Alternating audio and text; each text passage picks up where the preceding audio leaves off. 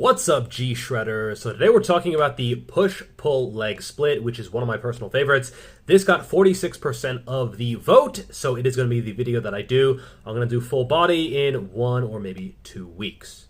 So this video is going to talk about the overall structure of push-pull legs, or as I like to set it up, pull-push legs for a few reasons. It's going to talk about exercise selection. It's going to talk about volume considerations. It won't go into reps just because I cover that in my book already, which you should probably buy because it's still only $8. It will be going up in the future.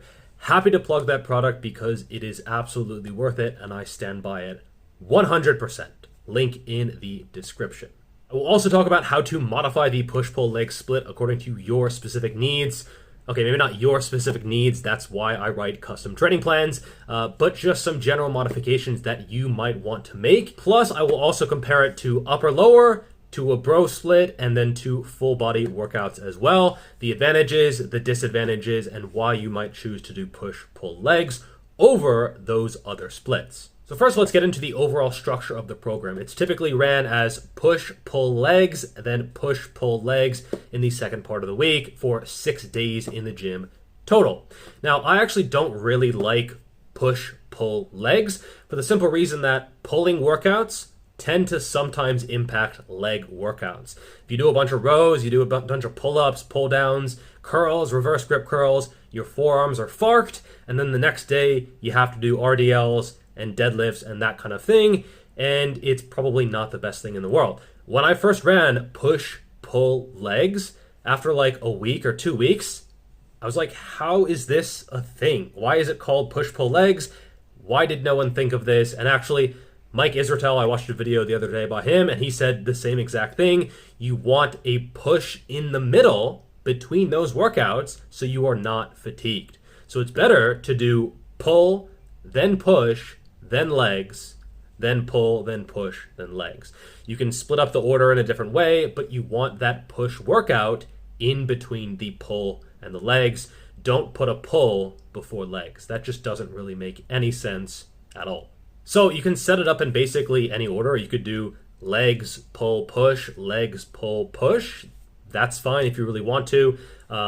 I like to put the leg day on Saturday just because it's a more relaxed day. You maybe have a little bit more of an open schedule.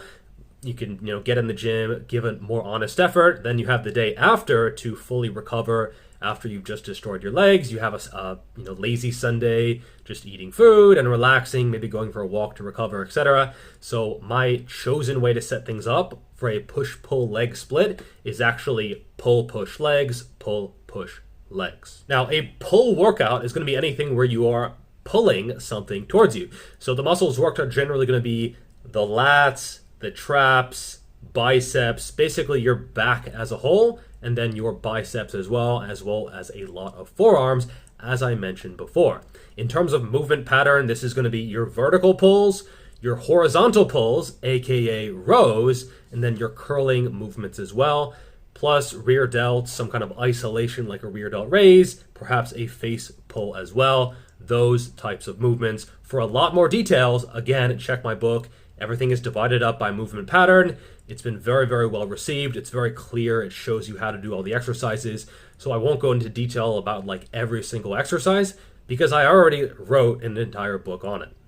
And day 2 is going to be your pushing exercises. So this is going to be your horizontal pushes. So your bench press, your incline bench press, dumbbell bench press, dips, that kind of thing. And then overhead pressing work as well. So dumbbells, barbells, machines, it's all good. It doesn't matter. And then it's also going to be extending type of movements as well to focus on the triceps. So the muscles worked, it's going to be chest, shoulders, triceps, perhaps a little bit of traps if you're doing overhead work, but generally just chest, shoulders, and triceps.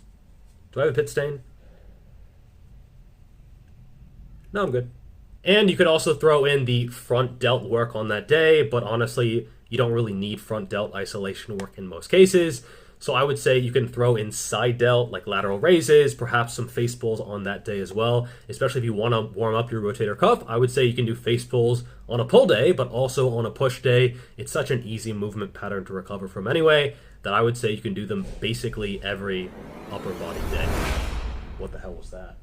What's good, Schofield? And then day 3, you have legs or lower, however you want to call it, which is going to be your hinges, your squats, single leg work, leg isolation work, calves. If you're into that, I don't know what you're into. Maybe some weird shit. Calf raises, leg press calf raises. Whew. Kinky. So that is Monday, Tuesday, Wednesday. Then Thursday, Friday, Saturday, you basically just repeat again. You could switch out the movements. You don't have to do exactly the same thing you did in the first part of the week. I guess you can if you want to, but I guess to just have variety and to prevent injury and not stress the joints. Hope you're ready for the next episode. Hey, squat deep every day. In the exact same way, I think that it's good to mix things up and have different movements the second part of the week. But it's up to you. It's not like you would get horrible results if the front and the back look exactly the same.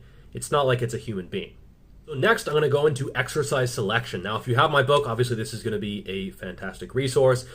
And I don't really know you, so I don't know which movements you prefer. When I take on a new client, I actually ask them which movements they like and dislike, which is important. You should enjoy your training. If you find yourself not enjoying your training, at least on some level, something's wrong. It needs to be sustainable and at least on some level, enjoyable. So now we have pull, push, legs, pull, push, legs. We're going to start with this pull workout. For the pull workout, you're going to have a row, you're going to have a vertical pull, you're going to have a curl, you're going to have rear delts, and maybe side delts for some people if you're advanced and you recover pretty quickly. Just don't overdo it because you have push stuff coming the very next day. How many exercises you do is sort of up to you. The order is also up to you. Just keep in mind, curls and rear delts is generally going to come after the more meaty compound movements. You can start with a row. You can start with a vertical pull like pull-ups or pull-downs. Both are okay. I would say on Monday, it might be better to start with a row just because you're completely fresh or fairly fresh from the day off before, and you might as well put the challenging rowing movement first rather than later in the week. On that Thursday rather, you can put maybe a pull first with a lighter row, just because at that point you had legs the day before, and you might as well give your lumbar spine and your spinal erectors a little bit of a break. Lower back fatigue management is very, very important. So you start Monday with those heavy-ass rows, then you go to some kind of vertical pull. You can do these heavy as well, but I prefer doing them a little bit lighter. Just have one heavy pulling movement where you get after it. I'm not saying like do doubles on rows or anything, but where you're really challenging yourself, you're really overloading the traps, the lats, the back as a whole. After that, you would go to maybe another rowing movement, but more chest supported or a machine, something where you're not really causing a lot of spinal erector fatigue, which does take longer to recover from. Then you go into your more isolation type of movements. I would say 1 to 2 curls, and then perhaps 1 to 2 rear delt movements, depending on what you want to target more. I would say have 1 curl where it's more just a traditional curl, you're focusing more on the biceps. And then another where it's a reverse grip or it's a hammer curl where you're focusing more on the forearms or more on the brachialis, that type of thing. I wouldn't do 2 sort of very, very heavy curling movements just because you're not really going to get much out of them. And I would also stick to slightly higher reps for curls just because after you're fatigued from rows, trying to do like sets of 4 to 5 on curls just isn't really that great of an idea. Then you move on to rear delts. One thing you could do is like spider curls for your second curling movement, and then you can superset that with rear delt raises or skiers just to save time and use equipment efficiently. Nothing worse than just walking around the gym like, fuck, I want to use this. Shit, I want to use this, and just feeling frustrated because some old guy is on the machine that you want to use. Next up, you have your Tuesday push day. So this is where you put your heavier, your bench presses, your incline press, close grip stuff, dips, this type of heavy, essentially heavy compound chest work. And it's nice because everyone else was hitting chest on Monday and you waited till Tuesday, you smart motherfucker. Then you have your pressing movements. You can also put these first, of course, but I would say prioritizing the bigger, heavier, more compound movements that are also using the chest is going to be better. There's nothing wrong with pressing. I think it does have some value, but certainly the horizontal pushes you tend to get a lot more out of. the movement is heavier, it's just overloading more of the body, and they are better movements for building muscle in general. Pressing is okay, but it's a little bit more disposable than the other stuff. So I would say at most you might have one pressing movement on a push day. And if you have zero, honestly, it's not the end of the world. You can just put in like an incline press and obviously get very, very good shoulder development. I would say pressing maybe isn't even necessary at all. I'll probably do a full video on that. But, certainly of all the movement patterns, pressing is probably the least necessary.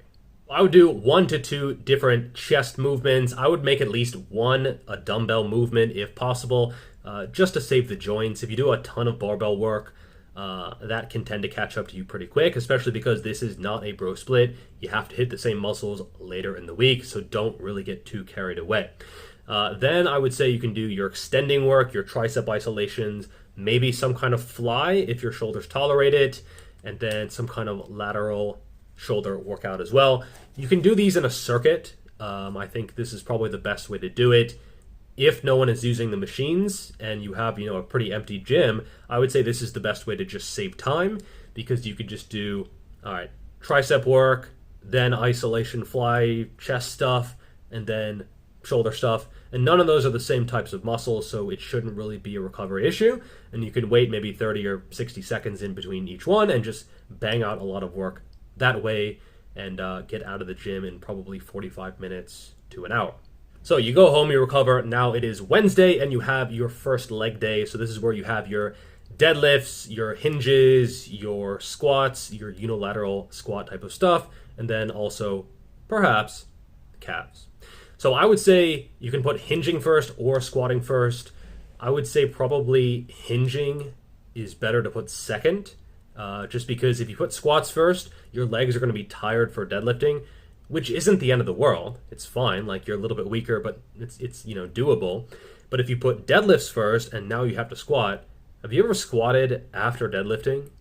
I mean, it's doable, it's manageable, but sometimes even just like unracking the bar is horrifying.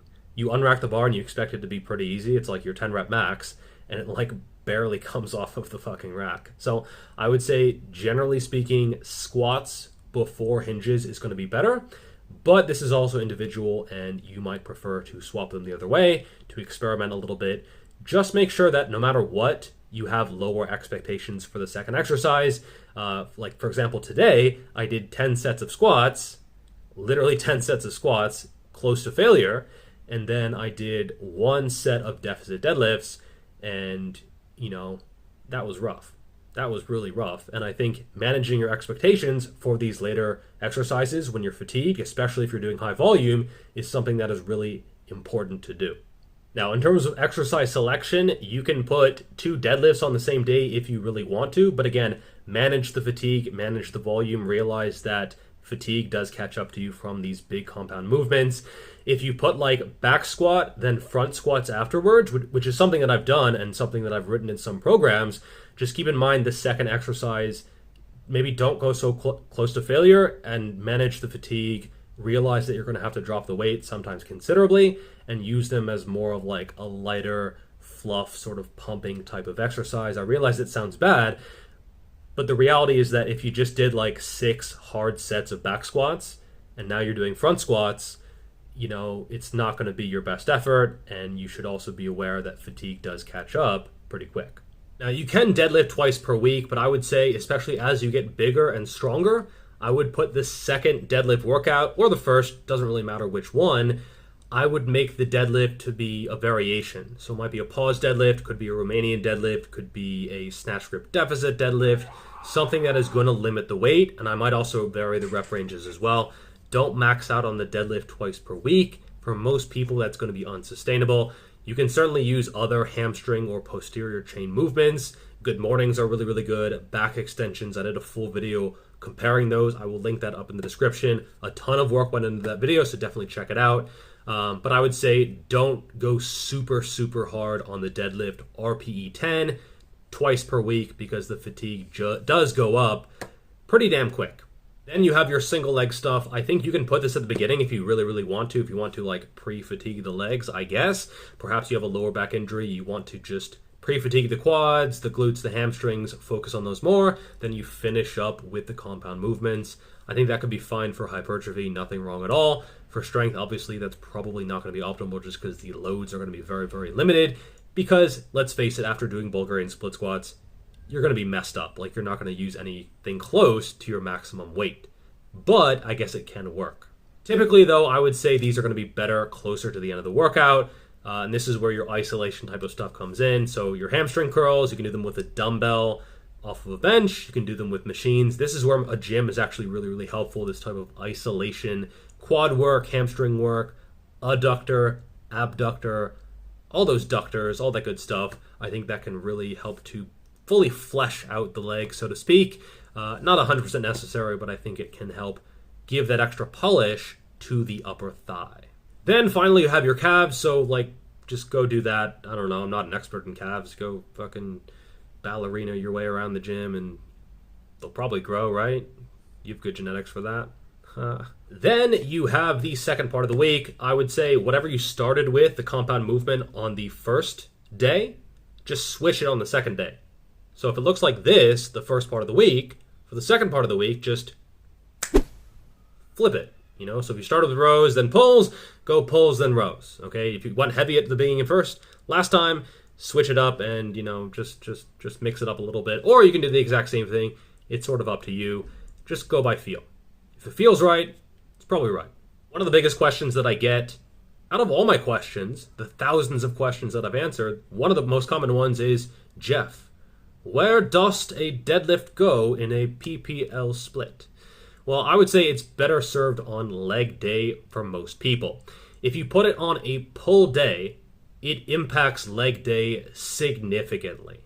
Like if you have a pull workout where you have deadlifting for any kind of volume or any kind of intensity, and then you have to do squats the day after, that is not going to go well. You might as well consolidate that lumbar stress because, again, the lower back does take longer to recover from. And so I would say a leg day is going to be better for most people. Stuff like sumo is going to be even more legs. You could make the argument for like rack pulls above the knee or something to be just like more traps and upper body. But I would say, just generally speaking, if you look at the prime movers, if you look at what is actually moving the weight, it's going to be mostly lower body. Quads, hamstrings, adductors, glutes, spinal erectors. The exact same goddamn muscles that a squat works. So you might as well just put those puppies together and let them frolic around. And honestly, if you deadlift one day and then you have rows the next day, it's not that big a deal. Like, it's fine. Your lats are a little bit tired, your traps are a little bit tired, but especially if you stick to like chest supported variations, you should be completely fine. The back is very, very resilient, except for the lower back, and the hamstrings also take a while to recover from. So again, put the deadlift on leg day. I think that's where it is best to go. There are arguments for a pull day, and if you want to experiment with that, that's up to you. But I would say, just based on physiology and science stuff, it goes on a leg day. Now, you'll notice in a lot of sections I put like 1 to 2 exercises for rows or pulls or push or something like that. This is a good place to emphasize the areas that you want to. If you have weak points or you just have an exercise that you like, you can throw that in more. So if you want to bring up your back thickness more, that would mean, do 2 rows and 1 vertical pull.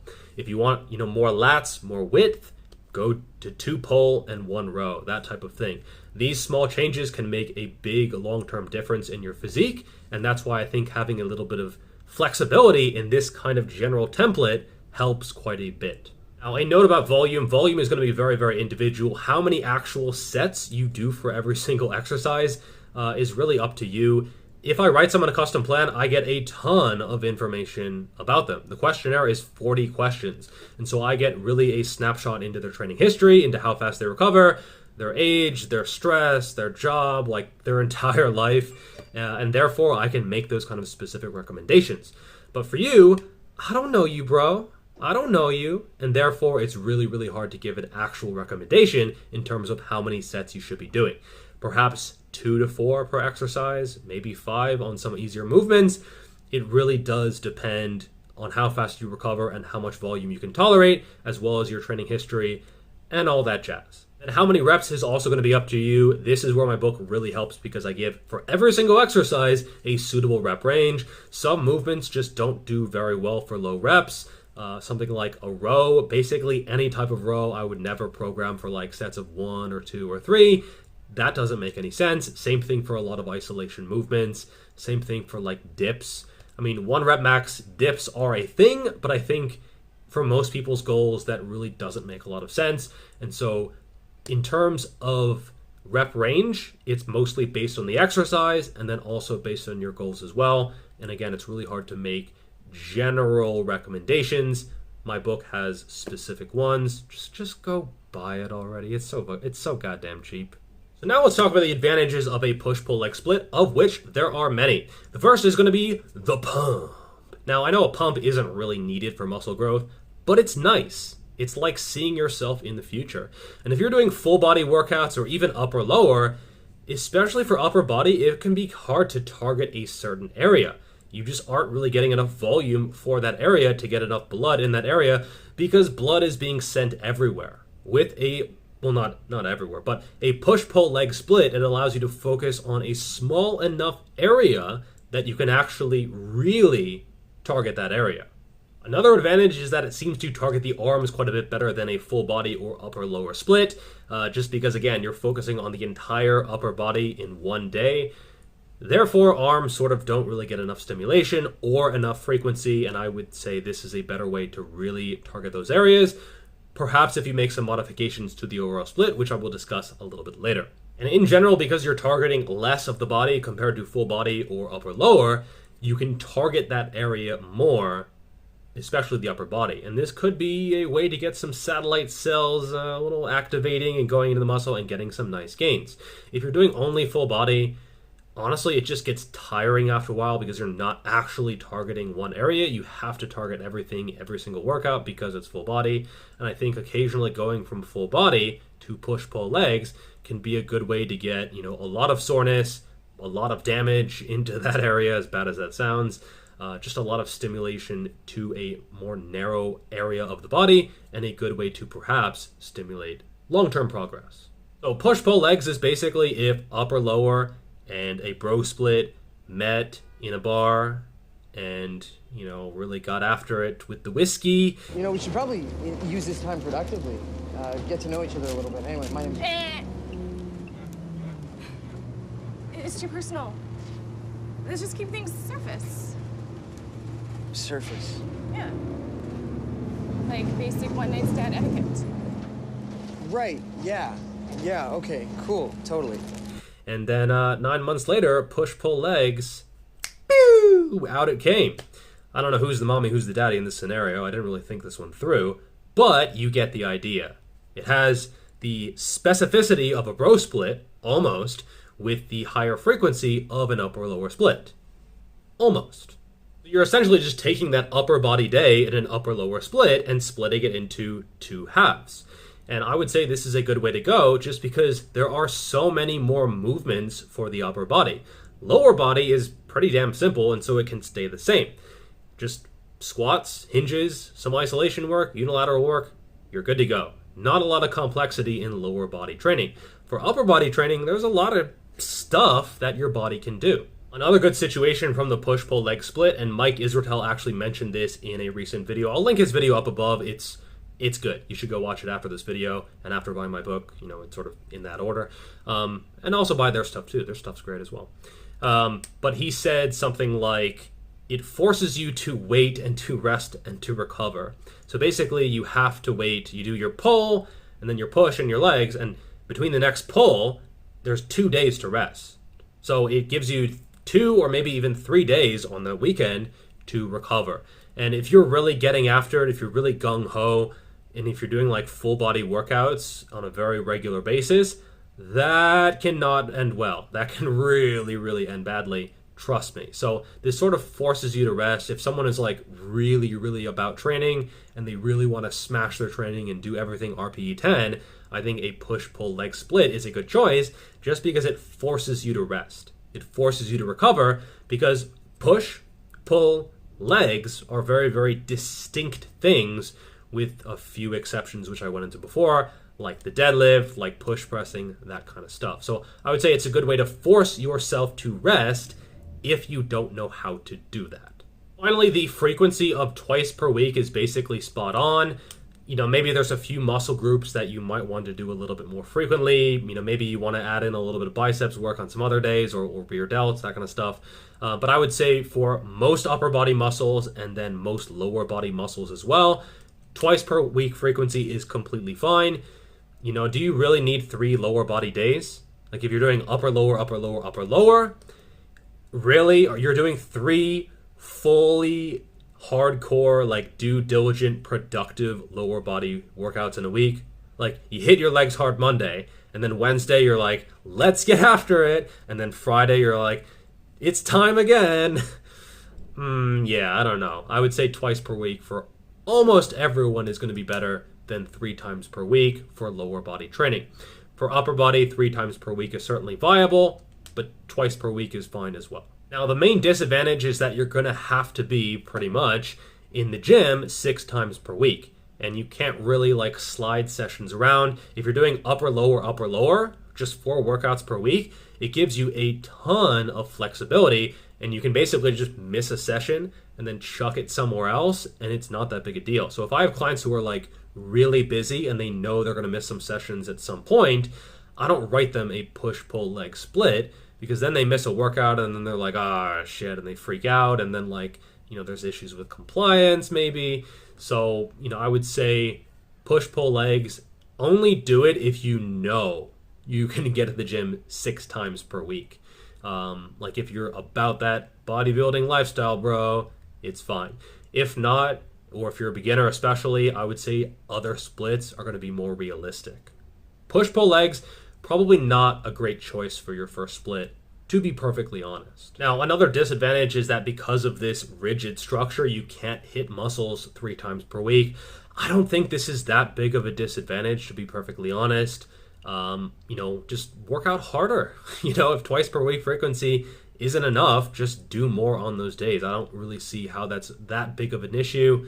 I guess it could be if you're super advanced and you need that higher frequency.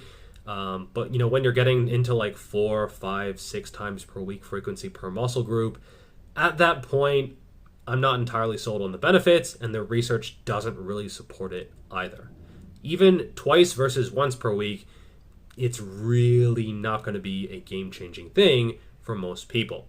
I would say twice per week is better than once per week, maybe. But again, it's more about the overall volume, it's about progressing, it's about the effort, it's about compliance, just getting in the work, and therefore I don't think overthinking frequency too much is a good thing. Now, some modifications that you might make in order to make it more optimizable to yourself, you could do something like a push-pull legs off, then upper, lower off. You're basically consolidating a push and a pull back into an upper. It's going back into the womb of the upper lower, that kind of thing. This gets you an extra day off, and you're still getting 2 times per week frequency. So you get the specificity of that first part of the week where you're really attacking the push and the pull. And then later in the week, you're freeing up an extra day by going a little bit more into the full body side of things. That sounded dirty, but you get what I'm saying, right? You could also do something like push-pull legs, upper, lower, arms, which gets you twice per week frequency on most things, 1 day off per week, but you get 3 times per week frequency for your arms. You're hitting your biceps on both pull days. No, pull day, upper day, and an arm day, and then the same thing for triceps, push, upper, and arms. I think that's a good way to get a little bit more targeting of the arms if that's a goal of yours, if they're a weak point, or if you just want big arms. I think that's a good way to do it. And arms do respond pretty well to frequency, and I think they recover pretty well as well. So I think that's a viable strategy. I wouldn't do like this for legs where you just throw on another leg day, but I think for arms, it can work. Now, if you're a power lifter, legs push-pull is sort of a weird choice in the first place, or push-pull legs or any of this stuff. I think it's better to have more movement-focused workouts rather than like all you're pushing, all you're pulling, all your legs. Powerlifting is a lot of legs anyway, so I don't think it really makes sense to set it up in this way. But if you wanted to tweak things, I guess you could do something like legs push pull, legs push pull. Maybe you have your heavy squats on the first day, then lighter deadlifts on the pull day, which I know I said not to do, and then maybe lighter squats on the second leg workout, and then your heavy deadlifts perhaps on that pull workout. Then you have Sunday off. I guess that could be a way to do it. But again, if you're a power lifter, I think it's better just to structure the week in more of a powerlifting type of way, where you are focusing on the actual movements and then your accessories as well. If you want more information about that, I think Alexander Bromley is a good channel to follow. I did a review on his book, which is also really, really good if you want to learn out how to set up a base phase from a powerlifting or strongman or just strength style of training in general. The video is so long that my wife is ordering me food because my blood sugar is getting low. The things I do for you, the things I do. Plus, by the way, if you're interested in getting a custom plan, drop me a line. My email is in the description below. I will not be doing this forever. In 5 years, I will just have too much other stuff going on to be able to do custom plans for people. I won't be taking on new clients either, so definitely hit me up if you're interested in that. They are very affordable and they are very dank, and I put a lot of time and effort into them. They're very detailed and they show you exactly what to do. Therefore, yeah, if you're interested, let me know. Alright, that's about all for this video. Make sure to like, subscribe, all the YouTube stuff. May all your max bench presses fly up faster than you expected. Peace!